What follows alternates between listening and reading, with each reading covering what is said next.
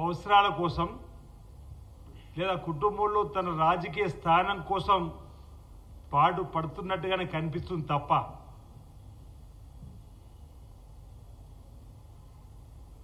సావిత్రిబాయి పూలేకు మహాత్మా జ్యోతిరావు పూలే గారు స్వయంగా పాఠాలు నేర్పి స్త్రీకి కూడా ఉన్నతమైన విద్య రావాలని చెప్పి ఆ కాలంలో ఆ మహనీయుడు చేసినటువంటి ఆ దంపతులు చేసినటువంటి మరి ఆదర్శమైనటువంటి విధానాలపైన కవిత గారు మాట్లాడమని చెప్పి అనిపిస్తూ ఉంది. 6 మాసాలు జైలుకు వెళ్ళి వచ్చినటువంటి కవిత గారు కూడా మహనీయుల గురించి మాట్లాడమంటే దెయ్యాలు వేదాలు వల్లించినట్టుగా ఇందిరా పార్కును మీ తండ్రి గారు అసలు తెలంగాణ వచ్చినాక ధర్నాలు వద్దని నిషేధించిన సందర్భంలో ఎక్కడైతే నిషేధించిన ఇందిరా పార్కు ధర్నా చౌక్లోనే మళ్ళీ ధర్నాకు కూర్చున్నారంటే ఇంతటి ప్రజాస్వామ్యమైన ప్రశ్నించే వారికి కూడా అవకాశం కల్పించిన మా రేవంత్ రెడ్డి గారి పైన బహుశా వారు ధర్నా చేసినప్పుడు మాకు ఈ ధర్నా చేసే అవకాశం కల్పించినందుకు ముఖ్యమంత్రి గారికి ధన్యవాదాలు చెప్పని కూర్చుంటారని చెప్పి అనుకున్నాం. ఎవరైతే ఆ ధర్నా చౌక్ను ఎత్తివేసినటువంటి కేసీఆర్ గారు కుమార్తెగా అదే ఇందిరా చౌక్లో మీరు మాట్లాడడానికి అవకాశం కల్పించినటువంటి మా గౌరవ ముఖ్యమంత్రి రేవంత్ రెడ్డి గారి విశాల దృక్పథాన్ని ఒక్కసారి గుర్తు తెచ్చుకో కవిత గారని చెప్పి ఈ సందర్భంగా చెప్పే ప్రయత్నం చేస్తూ 10 ఏళ్ళు అధికారం ఉన్నప్పుడు జ్యోతిరావు పూలే గారు గుర్తుకు రాలేదు. 10 ఏళ్ళు మీ తండ్రి ముఖ్యమంత్రిగా ఉన్నప్పుడు సావిత్రిబాయి పూలే కూడా గుర్తుకు రాలేదు. ఈరోజు మీరు చెప్తే మేము నేర్చుకోవాలని చెప్పిన మాట, మీరు చెప్తే మా అసెంబ్లీ స్పీకర్ గారు గుర్తు తెచ్చుకోవాలని చెప్పిన మాట. అసలు బలహీన వర్గాలకు మీకు ఏ సంబంధం అని అడుగుతున్నా. మా బీసీల పైన ఈ కపట ప్రేమ, ఈ మొసలి కన్నీ ఇప్పుడు ఎందుకు అని అడుగుతున్నా. అధికారులు ఉన్నప్పుడు మా బీసీలు గుర్తుకు రారు. మీకు అధికారులు ఉన్నప్పుడు మా బీసీలకు అపాయింట్మెంట్లు ఇవ్వరు. ప్రజాభవన్ను వెనుకటి గడిలేక మార్చుకొని ఇనుప ముండ్ల కంచెల మధ్య పరిపాలన చేసినటువంటి మీకు మాకు తేడా.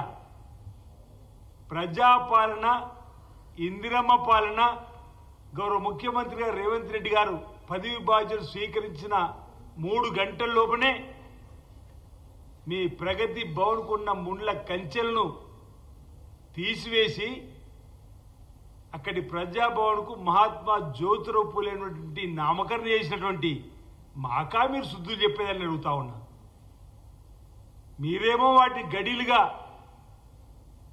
కేవలం మీ కుటుంబం రాజ విలాస భోగాలకు మీరు ఆనాడు పరిమితం చేసుకుంటే ఎవరిని కనీసం రాకుండా ముళ్ళ కంచెలు వేసిన సంస్కృతి మీదైతే మీరు అక్కడ ఆ మహనీయుడి పేరును పెట్టి తెలంగాణ వ్యాప్తంగా ఉన్నటువంటి ప్రజలందరికీ కూడా ఆ ప్రజాభవన్లోకి ప్రవేశం కల్పించే విధంగా ప్రతినిత్యం ప్రజా సమస్యలకు వేదికగా చేసినటువంటి మాకా ఈరోజు మీరు ఈ అంశాన్ని చెప్పే ప్రయత్నం చేస్తున్నటువంటి దొర నియంతృత్వానికి అహంకారం సాక్ష్యంగా నిలిచినటువంటి ప్రగతి భవన్కు జ్యోతిరావు పూలే ప్రజాభవన్గా పేరు మార్చి మేము ఆనాటి మీ కుటుంబం పాపాలు కూడా కడిగేసినటువంటి సందర్భాన్ని చెప్పేటువంటి ప్రయత్నం ఈ సందర్భంగా చెబుతూ, నిజంగా మీకు బీసీల మీద ప్రేమ అంతగా ఉంటే జాగృతి సంస్థ అధ్యక్షులుగా నువ్వు ఉండే మీద ఒక బీసీలు పెట్టి రాదుండి.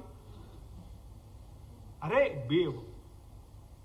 బీఆర్ఎస్ పార్టీ అధ్యక్షులుగా మీరే, ప్రతిపక్ష నాయకులుగా మీరే, వర్కింగ్ కమిటీ ప్రెసిడెంట్గా మీరే, మీ కుటుంబమే. మీకు నిజంగా మా బీసీలపై అంత ప్రేమ ఉంటే, ఎస్సీ ఎస్టీలపైన మీకు అంత అపారమైనటువంటి నమ్మకము గౌరవం ఇప్పుడు ఎరుగుంటే ముందు ఆ పదవుల్ని బీసీలకు ఎస్సీలకు ఇవ్వని చెప్పని ఈ సందర్భంగా మీ తండ్రి గారిని మీ అయ్యానికి అడుగుంటే సంస్కృతి బాగుండదేమో కానీ మీ తండ్రి గారికి ముందుగా మీ సూక్తులు చెప్పాడని అడుగుతా ఉన్నా. ఈరోజు సామాజిక సమతుల్యత ఈరోజు మా పార్టీలో కనిపిస్తుంది.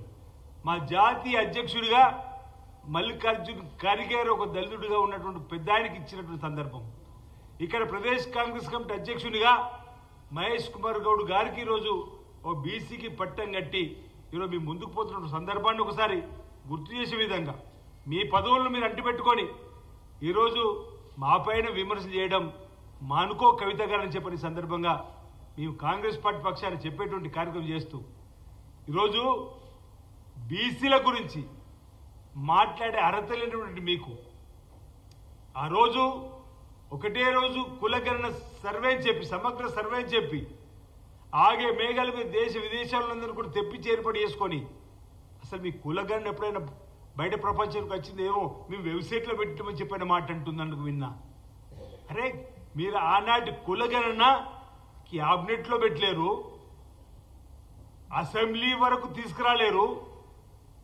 అసలు ఆ కులగణన వల్ల బీసీలకు ఏదైనా న్యాయం చేసిరంటే అనా పైసా ఇక్కడ అవకాశం ఇవ్వని మీరు ఈరోజు మా రాహుల్ గాంధీ గారు పాదయాత్రలో ఈ దేశంలో ఇంకా అసమానతలు కొనసాగుతున్నాయి, వివక్ష కొనసాగుతూ ఉంది, ఎక్స్రే లాంటిది కులగణన జరిగి తీరాల్సింది చెప్పిన క్రమంలో మా గౌరవ ముఖ్యమంత్రి రేవంత్ రెడ్డి గారు స్వతహాగా బీసీ బిడ్డ కాకపోయినప్పటికీ రాహుల్ గాంధీ గారు ఇచ్చిన సూచనలతోటి శాస్త్రీయ పద్ధతుల్లో 50 రోజులు మొదటి దశ 150 మందికి ఒక ఎన్యూమరేటర్ను వేసి ఆ తర్వాత 70,000 మంది ఆపరేటర్లతోటి ఆ కులగణన సంబంధించినటువంటి చేస్తే 56.36% తేలిన సందర్భంలో ఇప్పుడు లెక్క పక్కకి తేలిన సందర్భంలో క్యాబినెట్లో ఆమోదించుకొని అసెంబ్లీలో బిల్లు ప్రవేశపెట్టి ఈరోజు రాజ్యాంగ సవరణ జరిపి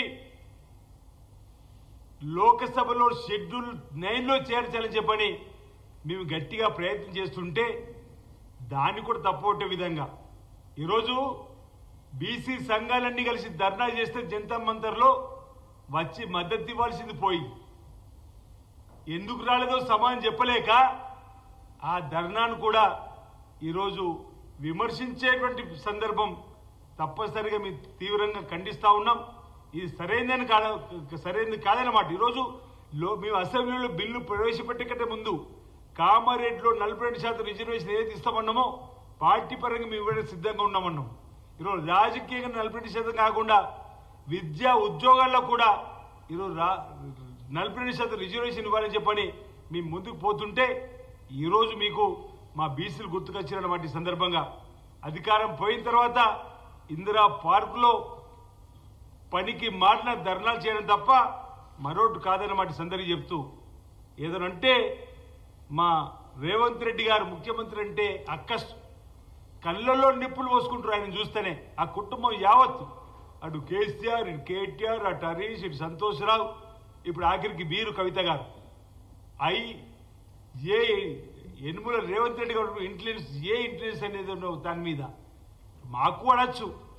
ఆ రోజు టెలిఫోన్ ట్యాపింగ్ తోటి అనేక మంది ఇబ్బంది పెట్టిన మీరు అధికారులు ఉన్నప్పుడు ట్యాపింగ్లు, అధికారం పోయిన తర్వాత కేకేఐ ఇంటెలిజెన్స్ అంటే కేకే కంట్రీ ఇంటెలిజెన్స్ గా మీరు ఏదైతే కల్వకుంట్ల కంట్రీ ఇంటెలిజెన్స్ ద్వారా చేస్తున్నటువంటి వైనం కూడా చూస్తున్నాం. ఈరోజు విద్వేషపు వాట్సాప్ యూనివర్సిటీని తెరిచి దుబాయ్ కేంద్రంగా ఈరోజు మీరు ఈ విధంగా చేస్తున్నటువంటి దుర్మార్గాలను కూడా మేము ప్రజలకు ఎప్పటికప్పుడు చెబుతూ